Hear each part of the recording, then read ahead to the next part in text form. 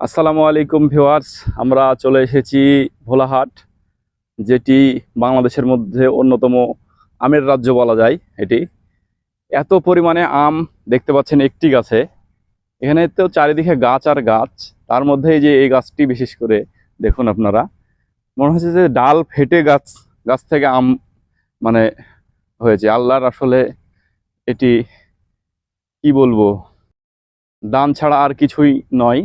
তো এত পরিমাণে আম, আর চারিদিকে আমের গাছ শুধু আপনারা দেখতে পাচ্ছেন, অসংখ্য গাছ, বিঘার পরে বিঘা গাছ।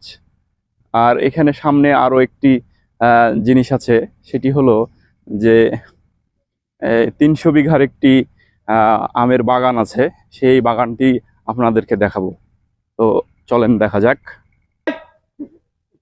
এই যে দেখতে পাচ্ছেন যে বানর আছে এখানে, ইন্ডিয়া থেকে ক্রস করে এই পারে চলে এসেছে। এদের আসলে ভিসা টিসা কিচ্ছু লাগে না আসলে। আর এই যে এপারে দেখতে পাচ্ছেন 300 বিঘার যেই কাজী জালাল বাগান, সেই বাগানটাতে আমরা এখন প্রবেশ করব। ভিতরে একটি মসজিদও আছে, তো চলেন যাই। তো এই যে দেখতে পাচ্ছেন কাজী জালালের তৈরি করা এই বাগানের ভিতরে, 300 বিঘা বাগানের ভিতরে যে মসজিদটি, অনেক সুন্দর একটি মসজিদ। অনেক আগে হয়তো তৈরি হয়েছে মসজিদটি। তো মসজিদটি নির্মাণ কত সালে আমরা একটু দেখব, আসলে কোথাও লেখা আছে কিনা।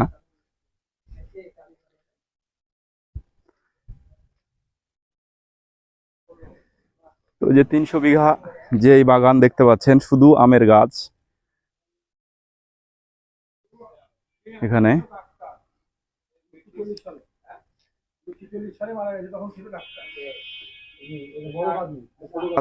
এই চাচার মুখ থেকে যতটুকু আমরা শুনতে পেলাম, এই মসজিদটি নির্মাণ হয়েছিল প্রায় 250 বছর আগে।